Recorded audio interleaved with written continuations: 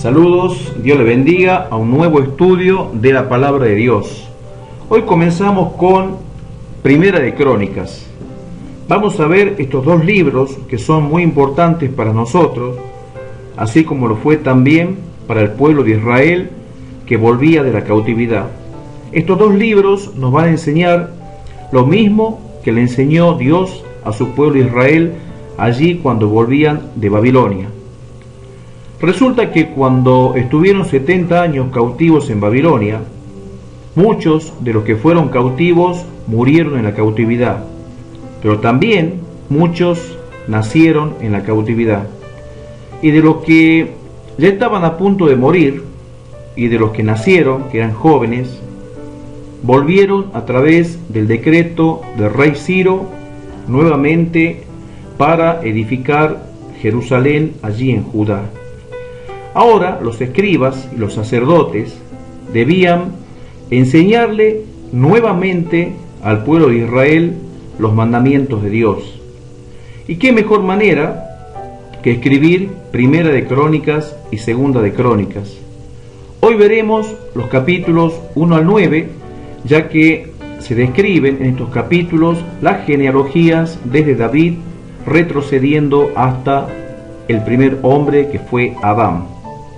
Vamos a ver que esta manera de enseñar de parte de los escribas y sacerdotes al pueblo de Israel, a este pueblo nuevo que volvía de la cautividad, a estos jóvenes que volvían de la cautividad, tanto hombres como mujeres, debíase enseñarles a ellos de que Adán fue el primer hombre del cual el pueblo de Israel descendía, así como también descendemos hoy también nosotros de este primer hombre y la primera mujer.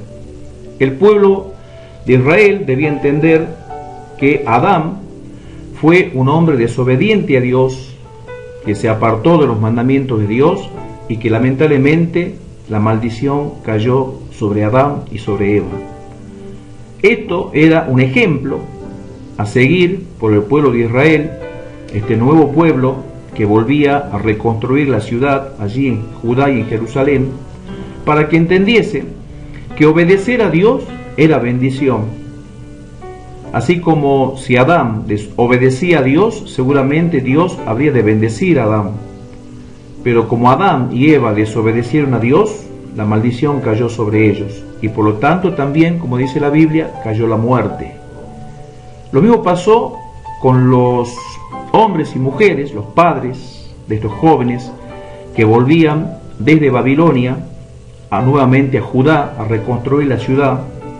Estos hombres, estos padres, estas madres habían pecado a la manera de Adán, pero si retornaban a las promesas de Dios, retornaban al pacto de Dios, habrían de ser grandemente bendecidos.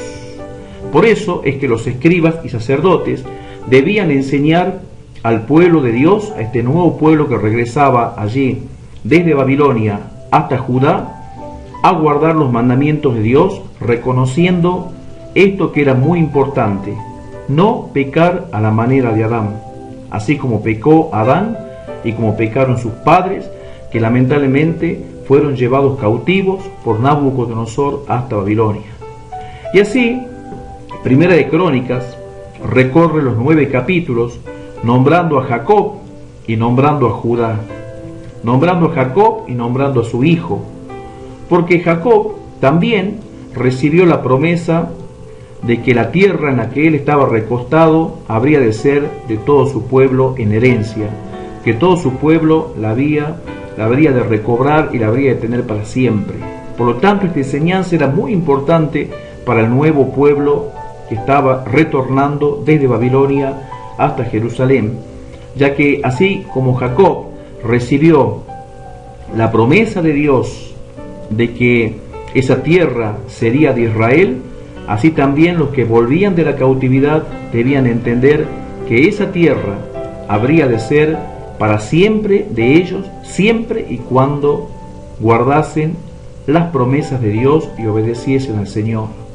Este era el pacto que Dios hizo con Jacob, y después, cuando Jacob impuso las manos también sobre su hijo, vemos que Judá también fue bendecido, llegando a ser la tribu de la cual habría de descender ese reino inconmovible, ese rey inconmovible que vendría a ser nuestro Señor y Salvador Jesucristo.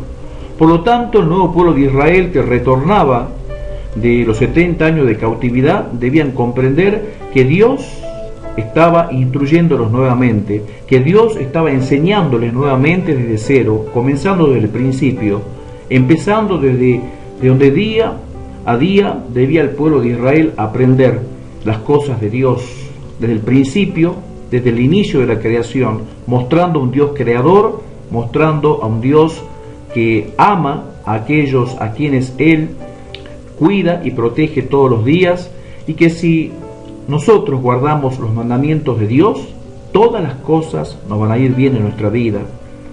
Pero si hacemos a la manera de Adán, a la manera de Eva, y si hacemos a la manera de ellos, lamentablemente todas las cosas nos van a ir mal. No solamente recordando para Israel aquellos actos de desobediencia que cometieron sus reyes, sus 19 reyes allí en Judá, sus 20 reyes allí en Israel, sino también tomando conciencia de que descienden del primer hombre, que fue un hombre pecador, que fue Adán, un hombre que desobedeció a Dios junto con su mujer, y que perdieron las bendiciones de Dios por haber desobedecido al Señor. Por lo tanto, debían entender esto: no pequen a la manera de Adán, obedezcan para que reciban las bendiciones de Dios.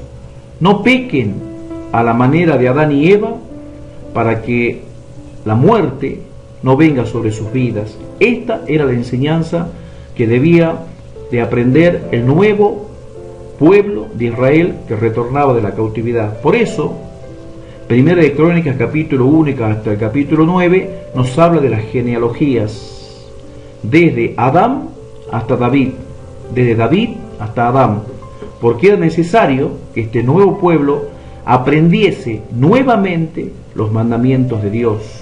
También se nombra a David en estos nuevos capítulos, porque también David recibió una promesa del Señor, una promesa que habría de constituir a David el agente a través del cual Dios habría de levantar un Salvador, un reino inconmovible, un reino que jamás sería destruido.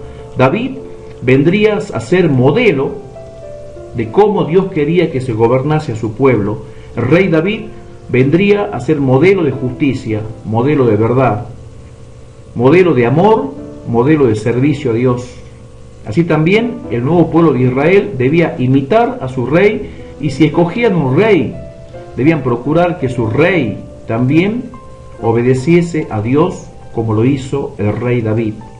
De esta manera, también los levitas, que fueron bendecidos por Dios cuando no adoraron al becerro de oro allí en Éxodo capítulo 32, también los levitas recibirían de parte de Dios esta recordatoria de ser un pueblo, de ser una tribu bendita por Dios para servir allí en el templo y allí en el tabernáculo. Un pueblo que habría de mantenerse siempre fiel mientras Dios esté bendiciendo a su pueblo a través de la obediencia de su pueblo. Mientras su pueblo desobedecía a Dios, Dios no podía seguir bendiciéndoles. Ahora, cuando su pueblo obedecía a Dios, Dios habría también de bendecirlos. Por lo tanto, los levitas habían recibido de parte del Señor la promesa de ser los sacerdotes en el templo. Ahora retornaban de la cautividad de Babilonia y debían entender de que la promesa de Dios no había cambiado, tal como dicen muchos predicadores y como también enseña principalmente la Biblia. Dios es el mismo hoy y por los siglos de los siglos. Dios no muta, Dios no cambia.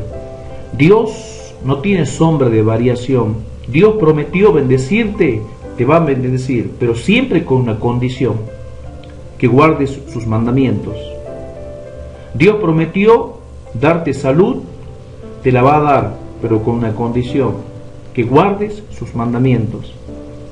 Dios te prometió darte una casa, una familia, un futuro bueno para ti y para todos los que te rodean.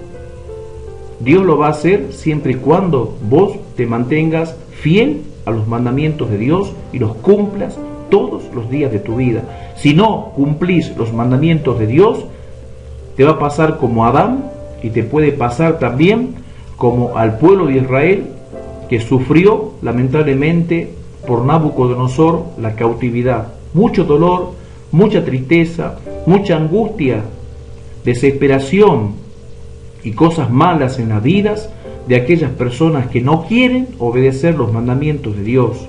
Pero mucha bendición, mucha paz, mucha justicia, mucha verdad y gran libertad para aquellos que cumplen los mandamientos de Dios al pie de la letra. Espero que esto haya sido de muchísima bendición para tu vida y nos vemos en Primera de Crónicas, capítulo 10.